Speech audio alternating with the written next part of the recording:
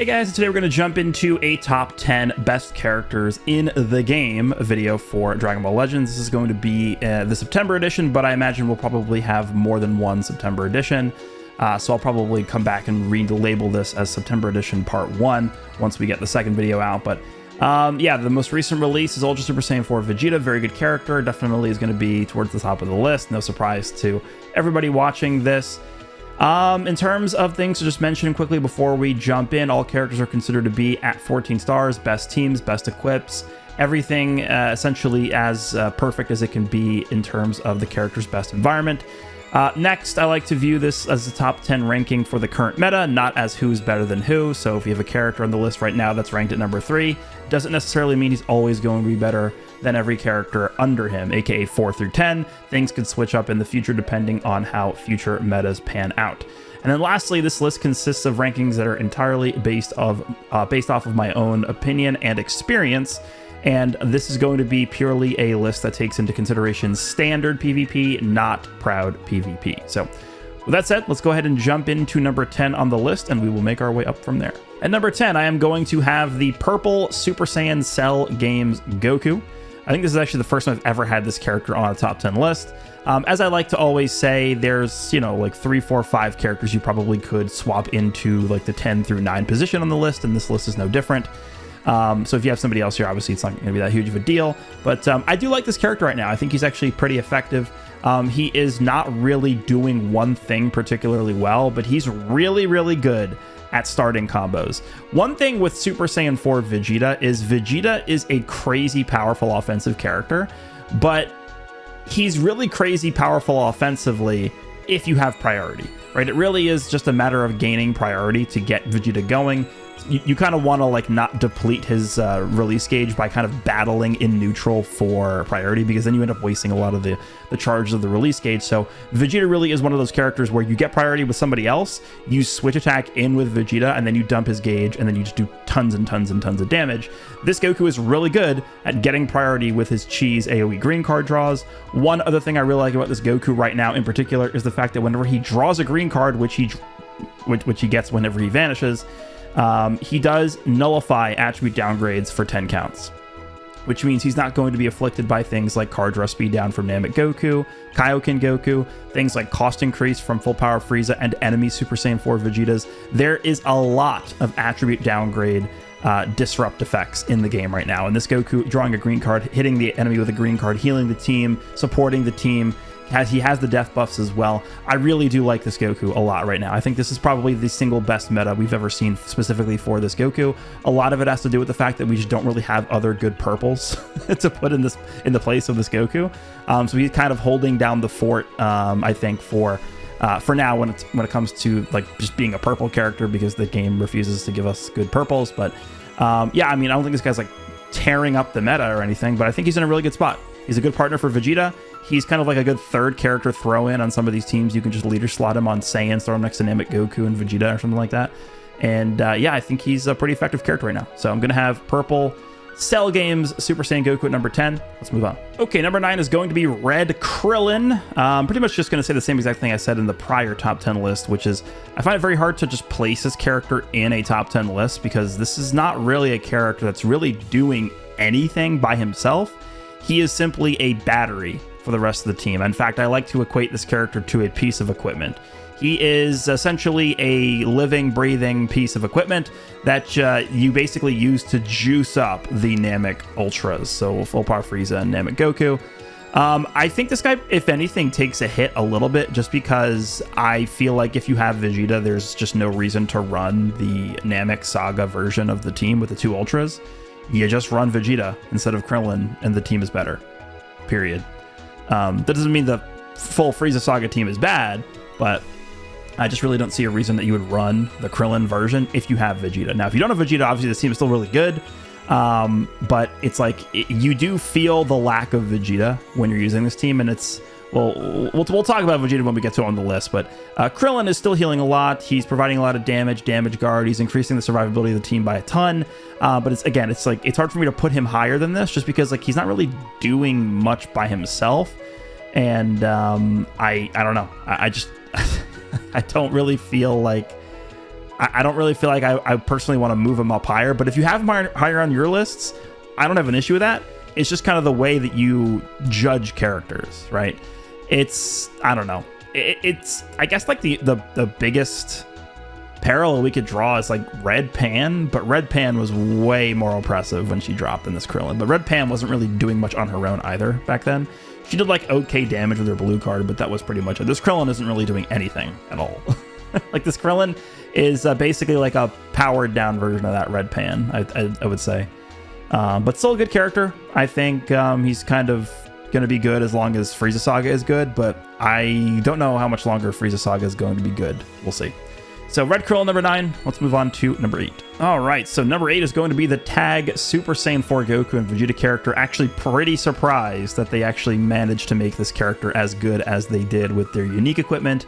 This is a character that I really thought deserved a Zenkai Awakening, but if they're going to give him a unique equip as good as they did, then I don't really have an issue with the way that they handle this character, to be honest.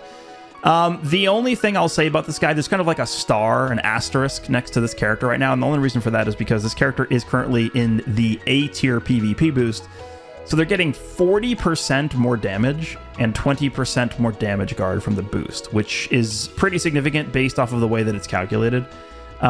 It's a very significant boost. So I think, you know, there could be a slight drop off in terms of how good this character appears to be next season, because I imagine next season they won't be an A tier anymore. But I have to judge them based off of how I've experienced fighting with them and against them, and that's with them in the A tier boost. So they are very good. They do a lot of damage. They might just have the strongest blue card in the game besides like Namek Goku. Like their blue card does so. If you have a full hand of cards with the Super Saiyan 4 Goku side of this character, and you just hit somebody with like a raw blue, like you're in melee range, you catch them at a side step with a blue card or something, probably just dead. Probably just dead. This character is very hard hitting. I think bulk wise, they're pretty solid. The one issue I have with this character, and I've seen some people think this guy is like top 5, top 4, even some people have put him. I don't think they quite make it that high up. And the main reason why is because I do really feel like this character is overly susceptible to the Namek Goku lock-in.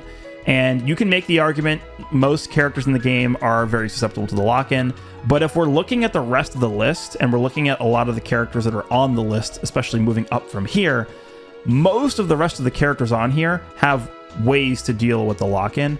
They don't instantly get crushed, they just don't get rushed, they can deal with it a lot better than this character can. So this character has an ability where they reduce ally subcount by 10 when they get hit by an ultimate or a rising rush. They also lock the opponent in when they use an ultimate or a rising rush, which actually can be pretty useful, but it's hard to really take advantage of that survivability mechanic when they just get locked in. No switching kind of trumps like every mechanic in the game. It's just really, really oppressive. So that becomes a little bit of an issue for this character. But overall, I really do like the way that they designed this character with the unique equip. One really powerful thing about the unique equip is not only does it give them hand protection, which is really powerful right now, but it gives them immunity to attribute downgrades, which we just talked about with the Purple Cell Games Goku. We have Full Power Frieza, the opponent potentially using an Ultra Super Saiyan 4 Vegeta, all increasing your arts costs. Namek Goku, Kaioken Goku, lowering your card draw speed. Also, Krillin is increasing costs as well. So just attribute downgrades all over the place to try and end your combos.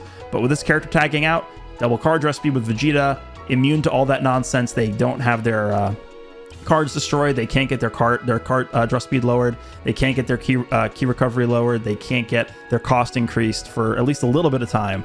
And I think in this meta, that is a super powerful mechanic. So that really is one of the reasons why I think they're really good. Of course, they have an AoE green, which is really, really good right now, especially against Full Power Frieza, right? You vanish a Death Beam and you AoE green. Obviously, if the opponent has a rush, you don't want to really do that too often, but you vanish the opponent's full power Frieza's Death Beam. Like, let's just say he launches a Death Beam like mid-range or something like that. You vanish, you use an AoE green, and really the best thing your opponent can do there is just tap you out of it. So there's really no downside just for going for the AoE green card. Also another reason why I like the Cell Games Goku right now too. But AoE greens are strong. Yeah, I just don't really see many huge issues with the character. The only one thing is, again, they are really, really susceptible to the Namek Goku lock-in, which makes me not want to put them really any higher than 8, but I think this is a W unique equip, and we're off to a good start with the GT campaign here with this unit. So Tag 4 is number 8. Let's move on to number 7. All right, so number 7 is going to be Revival Green Saiyan Saga Vegeta. I think just still a really good all-around character. He pairs up well with the Ultra Super Saiyan 4 Vegeta. The only problem here is this guy doesn't really have a good third to be ran next to on Vegeta Clan if you want to run a pure Vegeta Clan team. At the end of the day, you're probably just going to leader slot like Namek Goku or something. You just like put him on, like you could honestly just run double green, green, red. You could do this guy plus Ultra Super Saiyan 4 Vegeta plus full power Frieza. And the main reason why you could do that is because you're not really super scared of any like super strong purples just popping up and, you know, kind of being like a huge issue for the team. So I think, again, just like a super overall well-rounded unit. Maybe defensively he can get kind of bullied a little bit at this point just because we're kind of eclipsing the level of damage guard this guy is at this point. But he's got the revive. He's got his own sub-count reduction when the enemy uses a big attack, which doesn't need to be paired up with anything else. I think the sub-count manipulation this guy has with the Super Saiyan 4 Vegeta, with how much he's influencing the sub-counts on the team, that could be a really good pairing as well. You can kind of just double up on the card destruction. Remember, this guy's destroying 2 cards, lowering ki when he's filled up his gauge once. Yeah, but it is really just like that third Vegeta Clan character. There really isn't a great one. And again, we can get into the discussion of Evolution Blue Vegeta not really being as good as he needed to be, because he would have, you know, ideally been the best third for this team. But we are really just waiting for like one more really good Vegeta Clan character to fill out this roster. And at that point, we can start talking about the Vegeta Clan team like actually being able to maybe compete with the Ultra setup. So I'm not going to go into too much detail about this character. You guys really know how this guy works, and I think he's still really solid.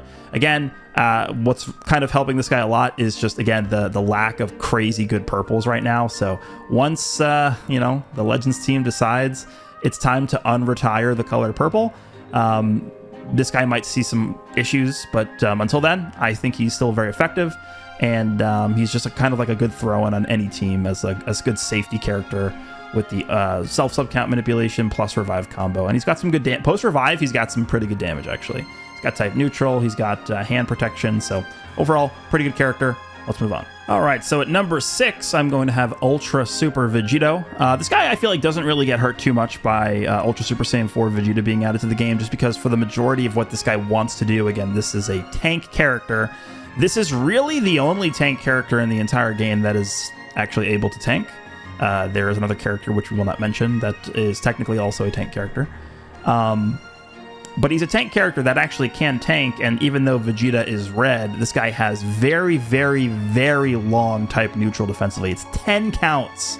10 counts of type neutral defensively when he enters the battlefield every single time. So you actually can kind of throw this guy in against Super Saiyan 4 Vegeta, and he realistically can decently tank Super Saiyan 4 Vegeta's combos, which is kind of insane considering this is a yellow character. So I don't really think this guy was influenced too negatively by the addition of Super Saiyan 4 Vegeta, and because of that, I'm not really going to be moving him up too much or down too much in the list. I feel like he was kind of in the same spot last time we talked about this guy, so I feel good about this guy being at number 6. I guess he could be hurt a little bit offensively if he's going on the offensive against the enemy and they switch into Vegeta.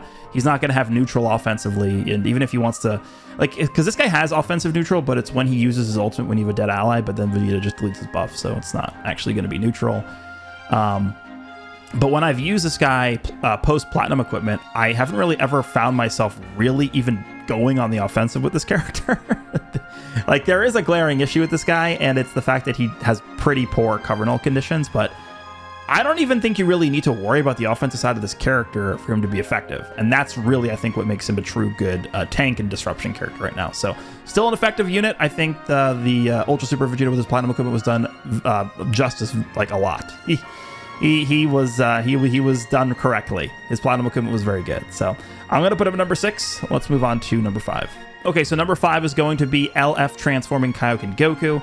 It's really hard for me to pinpoint exactly how I feel about this character, because it's not like Ultra Vegeta dropped and all of a sudden this guy is like bad. That's certainly not the case. But Vegeta drops, and I don't know where I would prioritize using this Kaioken Goku over Vegeta, besides just like a pure Saiyan Saga team, which is certainly still a good team, but we're, you know, getting to the point now where we have, you know, a decent amount of options that I would consider to be better than Saiyan Saga. It's crazy because Saiyan Saga was the best team in the game like 2 months ago, 3 months ago. So, you know, Still a good team, but if you're just going to throw this guy on like an all-purpose Saiyan team or a Sun Family team, like I'm just going to use Vegeta over him. I don't really see the advantage. There really are two things I could really point out with this Goku that I think probably give this Goku some uniqueness as opposed to Vegeta. The first one is the Solar Flare post-transformation. The Solar Flare is a strong ability. It really is. You can kind of view it as a long-range projectile priority gaining green card, which has always been a powerful ability in this game. Vegeta has his own really good green card, but I mean, it's, you know, you can kind of get more use, I feel like, out of the Solar Flare in a lot of instances, so that's one advantage for Goku, I guess. And then the other advantage is the Vanish Restoration on the main ability post-transformation. That's a strong ability. It is. It really is pretty strong. But other than those two abilities, I'm not sure what Kaioken Goku is bringing to the table to where I would be more inclined to use him over Vegeta. I don't think there is. I think Vegeta just performs this character's role better than him as a damage-dealing character that also has some secondary defensive and disruption abilities. So the Goku's still good, but I just, you know, Vegeta exists now, and I feel like Vegeta kind of just steals this character's spot on almost every team that he would fit on anyway. So it's kind of tough for me to evaluate this guy because he's still really good. Again, Vegeta came out, and it's not like this Goku just like fell off a cliff or anything. He's still really good, but that's, you know, I feel like maybe this Goku actually is the character that got hurt the most from Vegeta releasing because of, you know, the fact that his spot has been taken on his teams. So still a good character, but he kind of falls second fiddle to Vegeta at this point. So I have Kaioken Goku number 5. I mean, he's top 5 still. That's pretty good. I think. I don't really feel like that's a bad spot. Like I'm looking at my list overall now, and I'm like, should I move him up? Should I move him down? I definitely wouldn't move him up, but I'm thinking, should I move him down? I don't think I would. He's good enough to be here, but it's weird because like there's a better core red on his teams now, so he'll be at number 5. Let's move on to number 4. All right, so number 4, I have LF Super Saiyan 2 Kefla. The more I use this character and the more I face this character, which isn't too often actually, but when I do face her, I really do tend to respect her more and more every single time. Just the pure damage that she's able to do is just kind of insane. We kind of go back to the same theme that I've mentioned multiple times now throughout this video, where she has one of the best tools in the game right now, which is the ability to become immune to attribute downgrades with her release gauge up, which is pretty easy to get, especially later in the fight when her charge rate goes up. But the ability to be able to combo the team that is the best team in the game, obviously right now, the Triple Ultra setup with Namek, Goku, Super Saiyan 4, Vegeta, and Full Power Frieza, she can actually kind of just punch through it. There's basically no other character in the game that can do that. The Tag 4s can try a little bit, but they can't do anywhere close to the amount of damage that this Kefla can do. It's just... she just does so much, and then she can feint on the blue card. She's got the Vanish Restoration. It's just kind of like, there are so many instances when you fight this character that end up being coin flip interactions that, you know, you can just straight up have a character get killed by Kefla in 2 seconds because maybe you go for a jump, the opponent doesn't fall for it. Maybe you wait, maybe the opponent doesn't wait, and just like, you know, before you know it, you have a dead character, or you have a fainted character and then you get rushed, or you get ulted and Kefla just like kills somebody right away. So there's a lot of those kind of interactions with this character. Of course, the big issue with the character right now, this has been the case since she dropped, is just pretty fragile on the defensive end. I mentioned this with the Tag 4s, pretty susceptible to Namek Goku's lock-in, but I think Kefla is a little bit more resilient to the lock-in as opposed to the Tag 4s, mainly just because of the 30% HP heal that she has when she gets targeted by a blue card or an ultimate. That has saved my Kefla many, many times. Namek Goku locks her in, goes for a blue card, and she heals just enough HP to survive the blue. Namek Goku locks her in, he goes for the ultimate, and then Kefla heals just enough HP to survive the ultimate. So it's happened to me many, many times, and it's actually happened to me on the opposite end too. I've locked Kefla in with Namek Goku, and I just barely don't get the kill because of the heal. So that is a pretty effective way for Kefla to be able to survive and deal with the lock-in. I guess the main issue with her kind of is just teams, but there's also a character you can kind of just throw in leader slot and kind of figure out and use on a Saiyan team. Like, I don't know, you could just go Kefla, Namek Goku, Super Saiyan 4 Vegeta, and like kind of fill the team in that way. Super Saiyan 4, I guess it would be Super Saiyan 4 Vegeta leader, Kefla, and then Namek Goku, and then the bench would be like yellow and green characters. But overall, I really do like Kefla. I think she is being pretty, at least from what I've seen, I think she is being pretty underrated by a lot of players. And I think, well, I guess it'll depend on when she comes back. I was going to say, like, when she comes back, people will start to see how good she is. But you know how long it takes for certain characters to come back for the first time. So by then, maybe she'll have been power crept out. But I think she's really good. I really do. And we'll see. This is also another... Every time we have a green character, I got to mention this, maybe besides for Frieza, but this is also a character that is being helped by the game just forgetting that purple exists as a color. I mean, that's just inevitably going to be the case. She has a way of going neutral. It is very specific, though. So, again, like I said for Revival Vegeta, Saiyan Saga Vegeta, this character, once a purple character drops that is really good, that could raise an issue for this unit. But as it stands right now, there's really no purple to stand opposed to this character. So I really do like her position. Number 4, LF Super Saiyan 2 Kefla. Let's move on to the top 3. All right, so what I'm just going to do here is I'm just going to lump all 3 positions in this final section of the video. So I'm going to have Frieza at 1, I'm going to have Namek Goku at 2, and I'm going to have Vegeta at number 3. I think, in my opinion, if you want to swap Vegeta and Namek Goku, I could see it. Realistically, I think Vegeta really is just that good. To me, Frieza just stands by himself right now. And the main reason why, I guess we can just start with Frieza and we can go into Vegeta and Namek Goku afterwards. But Frieza's Death Beam is just too good. It's too strong. And it's not even just the fact that you can weave it in the middle of combos. It's that you could start combos with it. That, to me, over the course of the past 2 months of these characters being out, the Namek Ultras, Frieza, like, you get hit by Frieza's tackle, and you have, like, a significantly higher chance of losing the game. If you just let Frieza's tackle touch you, you are going to lose. Right? We've pretty much never seen that with any other character. It's just like, you have to be on the ball with either countering the tackle with a strike, and if you do that, the opponent could have an AoE green with Namek Goku. You could vanish the tackle, and in that case, you're just at a disadvantage because you wasted your vanish on it against the tackle. So what I've seen recently is when you're switched in with Frieza, there is a significant amount of players, an increase in the amount of players, that have just been kind of YOLOing mid-range strikes in hopes of you trying to go for a tackle with Frieza and then catching you on the mid-range strike, so that you can't kind of like vanish out of the tackle with Frieza. But Frieza is just that dominant. He's that like I would 100%, I would consider the Death Beam to be a very, very oppressive. I would consider it to be an overly oppressive mechanic. It is overly good. It is too good. The Death Beam should not be as good as it is.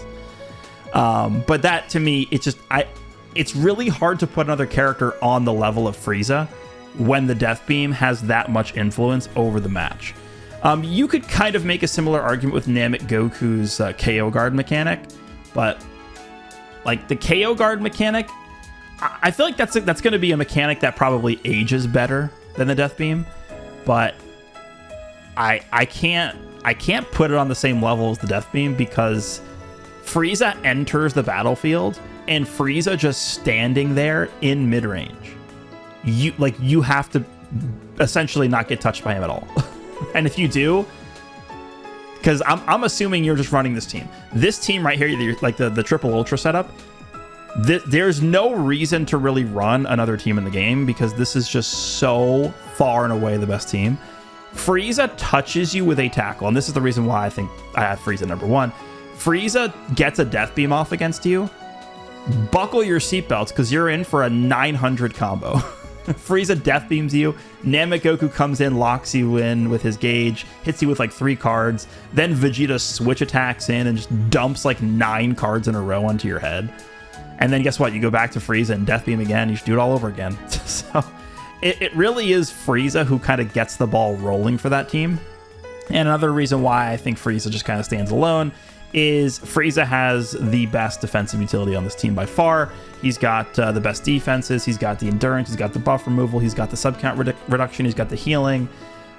They didn't need to give him all that, and they did. But yeah, it's just I just think Frieza is doing too much to influence the outcome of every match to not be number 1 right now. And then in terms of 2 and 3, again, Namekoku and Vegeta, I feel like you could kind of put them in either position. You could put Namekoku at 3, Vegeta at 2, Vegeta at 2, Namekoku at 3, whatever you want. It doesn't really matter. I guess we don't really need to go at length talking about Namekoku, but for Vegeta, this is obviously the new addition to the list. I think Vegeta clearly is up here with the Namek Ultra characters. And to me, there is a gap between the top 3 and the rest of the game. So my number 4 character was Super Saiyan 2 Kefla. Do I think Super Saiyan 2 Kefla can be as good as these 3 Ultras? No, I don't. I don't think so. I think there is a clear gap here. How big is the gap?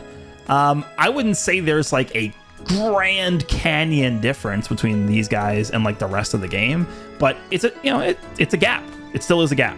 Vegeta just does so much damage. Clearly Vegeta does the most damage in the game. It's like Vegeta, Kefla, and then if you build Frieza for pure damage, Frieza can kind of also be up there as well. Like if you're talking about just like burst damage potential, maybe the Tag 4s are up there as well because their blue card just hits so hard. But yeah, this is some team right here. Vegeta's ability, and this is something I talked about in my God Rank video, which I think by the time this video goes up, the God Rank video will have been up for about a day or so. One thing that I've not really seen almost anybody talking about with Vegeta, let me actually just go into Vegeta's abilities here. I guess I could do this. I have not seen anybody mention this. When hit by enemy arts, ally sub counts -1. To me, they messed up with that. And the reason why I would consider that to be a mistake is because clearly they're trying to buff the GT team. They're trying to get the GT team back in action. GT has not been touched for over a year. They're starting with an Ultra. Vegeta's a really good addition to the game because he's just super, super offensively oriented. He's trying to like just actually finish these. Like every single match before Vegeta came out was just ending in timer almost. And now they're trying to actually get the ball rolling by having a super hyper offensive character like Vegeta come out and just like end the match, like actually kill characters, right? But they made a mistake with this because the GT team should be the one that exclusively benefits from that mechanic because they're trying to help GT. Having an ability like that on this team with the 2 Namek Ultras, how do you kill this? It's like almost impossible to kill this team. So even though Vegeta is coming out and just spamming thousands and thousands and thousands of cards every single time, I still feel like a lot of matches go to timer because of how efficient this team is on the defensive end.